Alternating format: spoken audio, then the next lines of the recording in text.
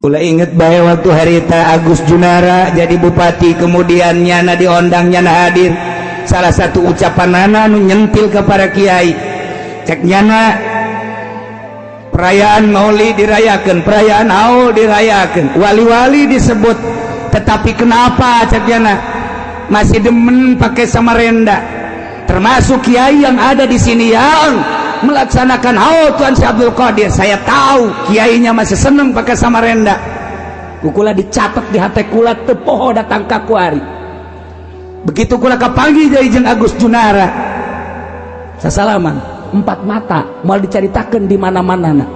Kukula diceritakan sasalaman. Sebentar lagi Pak Bupati akan dihinakan oleh Allah, sebab sudah menghina wali-wali Allah di tempat orang ramai. Jangan tanyakan ke Agus Junara, ngariku keneh kuari. Kula ngomong 4 mata ente dindol baja lemah, sebentar lagi akan masuk penjara. Kula mah ngomong gitu ge padahal mah teu ngadoakeun lillahi taala, demi Allah henteu. Henteu aita ngomong gitu ge kalau pasal ngomong eta mah. Heuh kalau pasal ngomong. Begitu Agus Junara tek masuk penjara. Ya Allah ya Rabbi hampura abdi teu ngadoakeun Gusti. Eta mah kalau pasal ngomong karena nyana teu menghargai kiai-kiai. Karena nyana teu menghargai wali-wali, karena nyana teu nyahueun kumaha hatena para wali Allah. Ulah neuleuh Samarendana, ulah neuleuh jubahna, ulah neuleuh naon kitu ngaranna sorbana, tapi nyana can nyahueun hate-hate jelema. Lamun neuleuh jubahna, neuleuh sorban, neuleuh Samarendana, katitu atuh kabeh jelema. Berarti anggapan nyana wali teh jelema rudin kos jelema tukang kitu sol sepatu. Salah, eta mah satu perjalanan. Nges datang ke derajat nama atau tamu urusan Allah kaditu nama. Nyada teu baca Imam Syafi'i, nyada teu maca para imam mujtahid, nyada teu maca Tuan Syekh Abdul Qadir, nyada nyentil para wali, para kiai. Kukula dicatat di jero hate. Cilaka sia teu ngarti kecuali sia haju nanya ka aing sia. Kieu cenah kiai sombong amat. Kanyana aing mah sombong ge kasih henteu. Kula kapanggih deui jeung bupati sasalamat. Bapak Bupati sing hade engke bakal dihinakan ku Gusti Allah. Teu ngomongnya. Termasuk aya catatan di jero hate kula Pataju Sobiri. Aya di jero hate kula waktu nyana namu ka Abah, kurang sopan nyana ka Abah. Ngan moal dibejakeun. Hina sia bakal. Awas ya, teu nyaho Abah aing. Adi tercangke aing mah. Ye, aja anu ngomong camat. Emang basa naon? Henteu naon sih. Ai saya teu nyaho mah. Lamun nyaho awas je teu nyahoan. Catat di jero hate kula aya catatanana hiji-hijina pejabat. Kula lamun kerjeng pejabat kieu bae dicatet omongan-omongan hate henteu sia.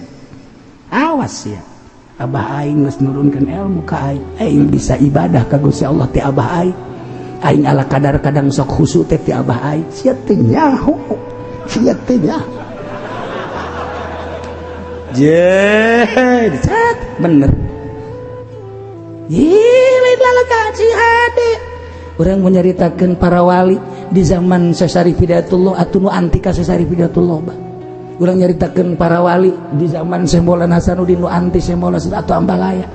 Ulah jauh-jauh di zaman Gus Dur nu anti Gus Dur atau Ambalaya. Kuari zaman Habib Lutfi atau nu anti Habib Lutfi atau Ambalaya. Jelema na diantikeun mah biasa-biasa bae. Atuh komuga kula mah lain wali lain solihin si uci kula mah. Nu anti ka kaul atuh Ambalaya di kulon aya di wetan aya di kidul aya. Aju kula narobat henteu kula mah ngahormat bae kanya nyaho kula kiai anu anti kula. Nyaho pejabat anu gregeteun ka kula. Kula mah tetep benteng teu bendu. Lamun bendu moal daratang haji ka dieu. Terus terang bae mun bendu emang nang saya daratang haji ka dieu. Emang dipanggil diundang ku aing atuh henteu.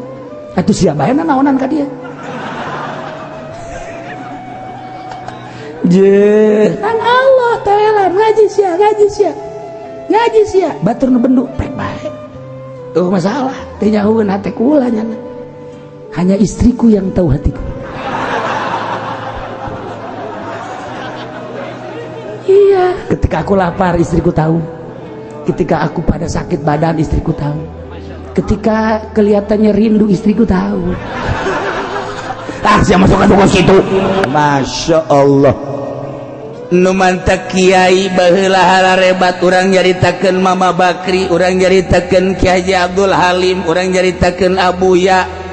urang nyaritakeun Mama Oco, urang nyaritakeun Ayah Banjar, Harare Batu Kuari muridna saantero, urang nyaritakeun Patul Muin berarti Banjar, urang lamun nyaritakeun tentang Jamul Jawame berarti Mama Sujai, lamun urang nyaritakeun tentang Syamsiah berarti Mama Syatibi, lamun urang nyaritakeun Ukudul Juban berarti Mama Oco. Jadi kan boga jalur-jalur dan mual keluar tidinya aja nyana nu mimiti ngembangkeun. Kok hararebat amat sih Riyadho? Atuh Riyadho nanya nama. Barang geus jadi kiai teh isin dikiaikeun. Barang geus jadi kiai teh beuki waro. Barang geus jadi kiai teh bener-bener beusi teu akur dikiaikeun ku manusia ke ku Allah mah pajar lain kiai. Geus beuki api kebelah dia nang sing jelegur Mama Bakri pohara jasa ningali zohir nama biasa bae jeung kolot jeung budak biasa bae tetapi batinlah pohara jasa kanyahoan batinlah pohara emang kumaha Kiai Jawa Tengah deuk dajakeun hiji masalah ka Mama Bakri. Mama Bakri geus nulis ti heula can aya HP can aya telepon pan harita mah nu bakal ditanyakan 10 masalah geus ditulis ku Mama Bakri. Masalah kahiji anu, masalah kedua anu, masalah tak teundeun di dinya blek bae. Begitu tamu datang, "Assalamualaikum." "Assalamualaikum." Mama ana di tukang bae kieu barang di dieu. Masya Allah, nu deuk ditanyakeun ku urang ieu. Waduh, geus teu kudu kapangijing jelema atuh. Berarti kan jago jasa. Ya Allah ya Rabbi, eta Mama Bakri lain leutik tuh bagus sedak Mama Bakri urang kulon aslina jago kuat Riyadhona.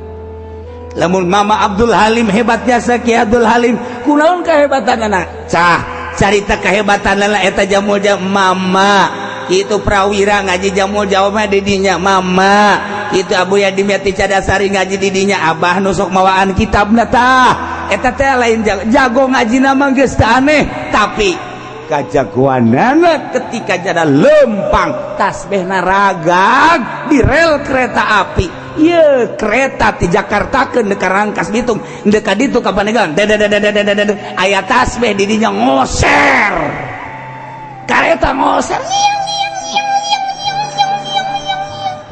masinis ge kaget ieu jurig naon cakana ieu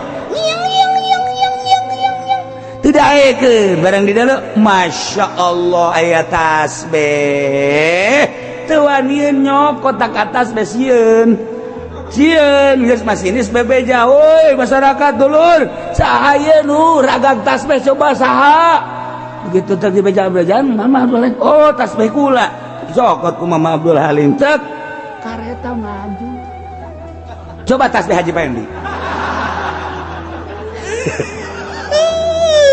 udah tasbih Haji Pendi mah datang ka leungit deui datang ka leungit teh bari leungit tasbih teh nya boga tasbih barang kan tilok dicekal aya leungit mah tilok diwirid ai tasbih diwirid bae mah tilok leungit atuh tasbih leungit masyaallah lah cek nya jeung Allah ieu hitung-hitungan amat subhanallah saja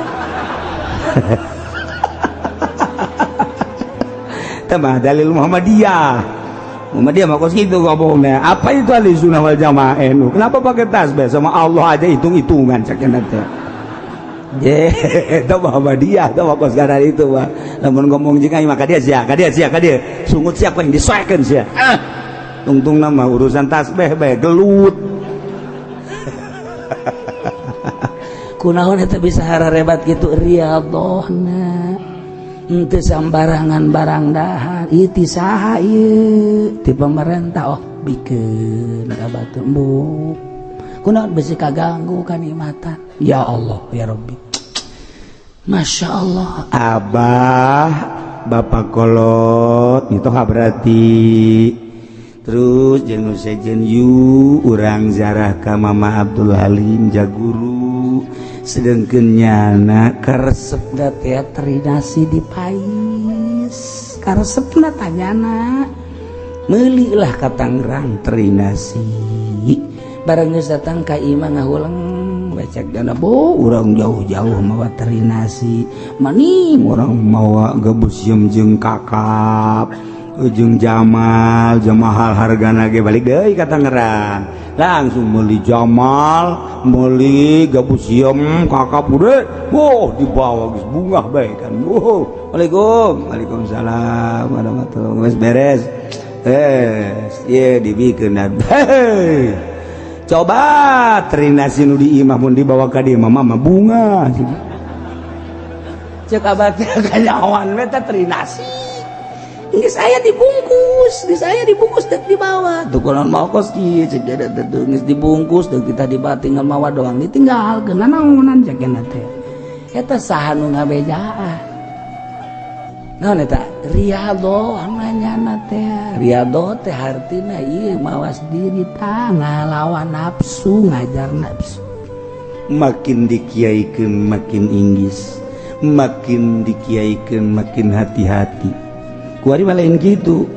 Ka mana kiai? Kiai naik aing geus jadi mama. Kieu baheula kiai malu. Naik mah cenah. Tinggal murid bae seri sial da guru tolol. Menang setahun kali jadi. Assalamualaikum mama sia teh nyawa perkembangan aing geus jadi buya. Wah geus bingung murid geus bingung murid. Tabaheula babeun dikiaikeun isi dimamakeun izin beusi teu akur julukan masyarakat jeung Allah izin gitulah ahli-ahli Allah subhanahu wa ta'ala di negara demokrasi jadi wali atau pek bae